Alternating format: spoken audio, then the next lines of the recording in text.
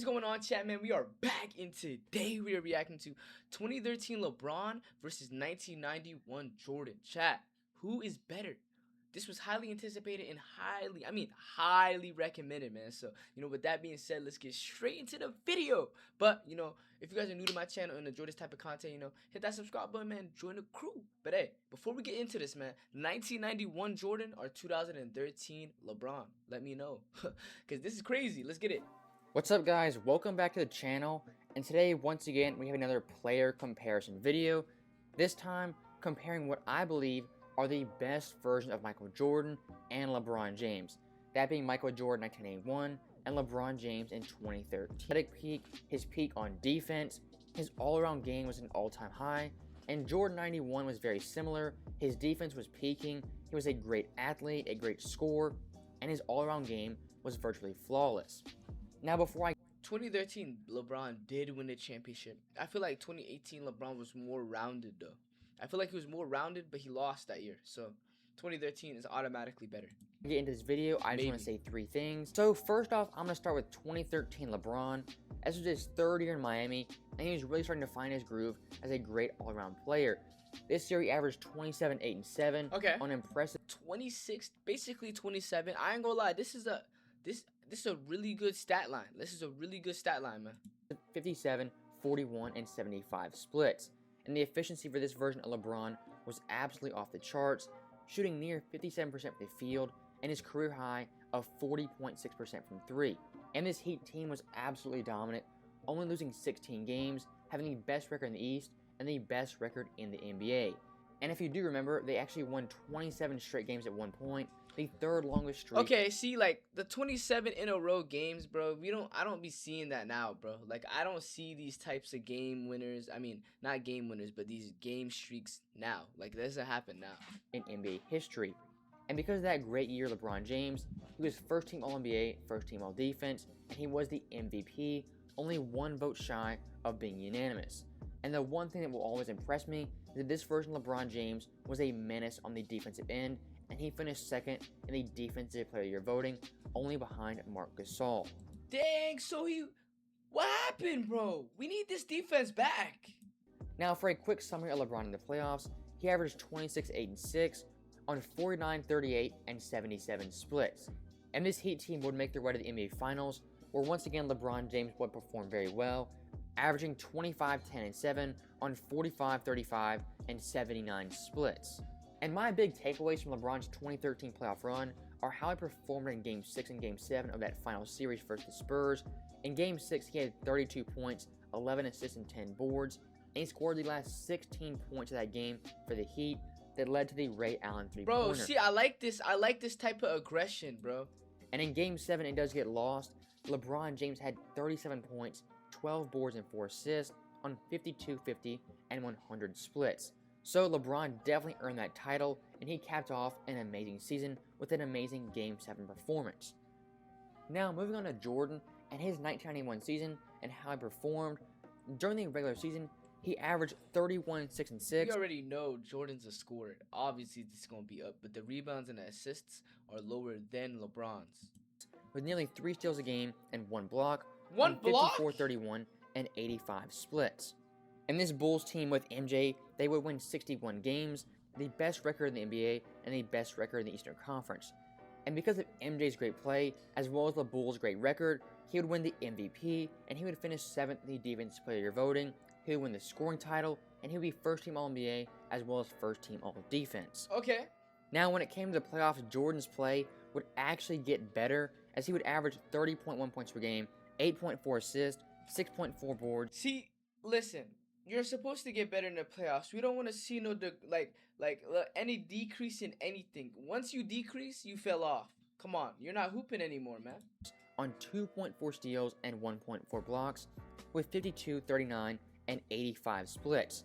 So Jordan's play in the playoffs actually got better compared to how he was in the regular season. That's something you cannot say about 2013 LeBron James.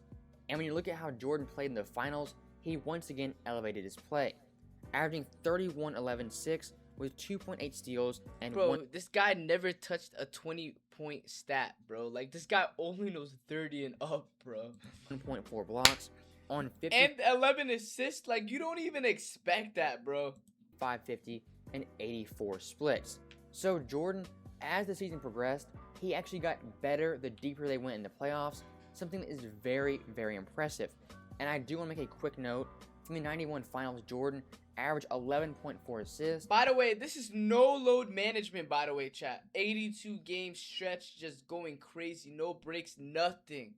The most ever for a non-point guard or a player not named Magic Johnson. So all in all, a great year for Michael Jordan. So now with all that out of the way, I think we can compare both these players. 91 Jordan versus 2013 LeBron. And the first thing I want to start out with is the scoring ability.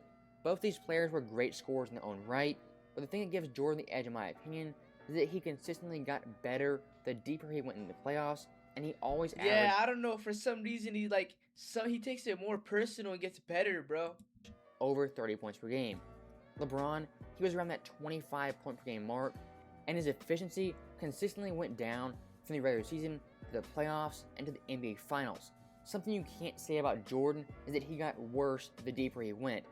Jordan's efficiency actually went up the deeper he went in the playoffs. So that is something very, very important to note.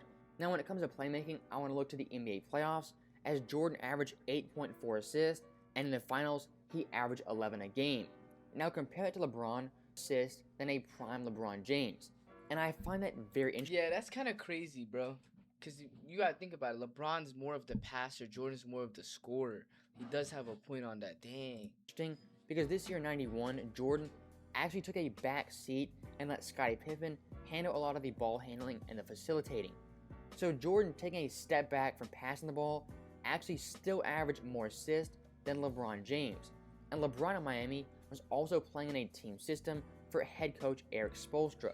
So that definitely contributed to LeBron not having high assist numbers. But when it comes to this specific year, Michael Jordan was the better passer as well as the better playmaker when comparing him to 2013 LeBron James. Now, one big category you have to talk about is who was the better defender. And I think it's a very interesting discussion. Both these players are first team all defense. And who was the better defender this season? Yes. LeBron was second in defense player voting, and Jordan was seventh. But when comparing both these players on defense, LeBron in 2013 was an absolute dynamo. For 38 minutes a game, he was flying up and down the court. He could really guard 1 through 4, and if it was a small ball 5, he could definitely handle them. Jordan on defense this year was not as versatile. He could lock down 1 through 3, but guarding 4s was definitely pushing it, and he definitely... So LeBron is better at defense than 90-91 Jordan? He couldn't guard the 5s in the 90s. So when it comes to defensive versatility, LeBron James takes the cake every single day. But when it comes to who is the better... Every single day? ...defender, you have to look at a variety of things. Jordan this year was a better shot blocker. When it came to steals and getting the passing lanes, he was also better than LeBron James. I think Jordan's defensive IQ was better than LeBron's. If you watch the film, Jordan was very good at baiting defenders and throwing bad passes, and he would pick them off for easy dunks. And when it came to on-ball defense, both these players are A-plus on-ball defenders, but off-ball defenders, I think Jordan, with that extra added defensive IQ, I think he was a better off-ball defender. LeBron later on in his career, he would play more off-ball defense, but 2013 LeBron was a very great individual defender. I'm not saying he was a bad team defender, but Jordan, in my eyes, was also a better team defender than LeBron James. So in my eyes, the four most important things for a basketball player are his scoring ability, his passing ability, his defense, and the last thing was how he performs in the clutch. And when looking at how both these players performed in the clutch, numbers, LeBron in the last 5 minutes of a game within 5 points, averaged 5 points per game on 38% shooting, 20%. See, yeah, I ain't gonna lie, this is ball, bro. This in the clutch? I don't know. This is not ball. I mean, never mind, bro. I'm tripping.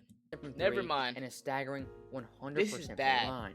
Jordan also averaged 5 points per game on 50% shooting. Because they average 5, but Jordan's percentage is way better, bro. And 100% free throw shooting, and he did not attempt a three-pointer. So right there, Jordan, I would say, has the edge because of efficiency, but LeBron shooting 38% in the clutch is actually not as bad as you would think, it's much harder It to score late seems bad though. It does. I'm not gonna lie. in games, and shooting around 40% in the clutch is basically on average, so props to LeBron James for doing that. Also, one thing I would note is how good LeBron was in Game 7s during the 2013 playoffs, as he averaged 35 points per game, 10 boards and 4 assists on 50-50 and 96 splits. So for the big games, LeBron, he was showing up night in and night out and bringing his best for those Game 7s. So for Jordan, he Showing didn't up in Game 7 is important, bro. So okay, I respect that. I ain't gonna lie. any Game 7s, but in the elimination games, he was Yeah, he had to say that. No Game 7s. absolutely phenomenal. You can look at his game log. The worst elimination game he had was against the Pistons, where he had 29, 8, and 8, but that game was a blowout, and he sat out the majority of the fourth quarter. Besides that, he was giving you 30 points per game on a nightly basis, with 7 assists, as well as 5 steals. And his Bulls team had a perfect 4-0 record in those elimination games. So both these players were extremely clutch. Both of them came through at the big time moments, and I think they were going down the stretch. But if I had to give a player the edge in the clutch, I would still go with Jordan over LeBron James. I think how Jordan played in the Understandable. I understand that. finals is just a tier above LeBron, and I think some LeBron fans argue that he was better in Game 7, but Jordan, he did not allow his team to get to a Game 7, and in my opinion, that's just as clutch and just as impressive as playing good in a Game 7. So after all of that, I'm pretty sure you guys want to know the $1 million question: who was better, 91 Jordan or 2013 LeBron James? And my final verdict is that 91 Jordan is just flat out better than 2013 LeBron. And once again, it's no disrespect to LeBron James, but just 91 Jordan, his overall game, the only slight flaw he even had was a 3-point shot, and when it came to the playoffs when it mattered most, he was shooting 38% from 3. So the question has to be asked, did 91 Jordan have a single flaw? Because in my eyes, I cannot find one. Looking at the stats, looking at how he performed in the big time moments, I cannot find a single flaw with 91 Jordan. He was the league's best scorer. I'm gonna be honest. Me too, bro. He came out there and really proved himself that year and showed the world that he's a winner. He was an elite defender, a great off-ball player, great on-ball player, a good leader, a good team player. He took a step back this year and let Pippen control more of the offense, so he was definitely unselfish in that respect.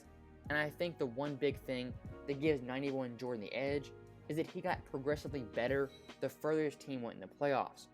Whereas LeBron, he still was great, but you could see a gradual decline in his production as well as his efficiency the further they went in the playoffs.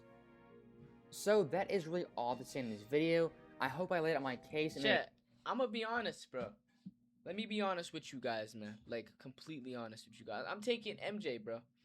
And you know why? This is the simple fact, bro. I'm taking MJ because he didn't go to a Game 7, bro. That was a very good way he put it, bro. You gotta take MJ because he didn't go to Game 7. You know, LeBron performed at an amazing level.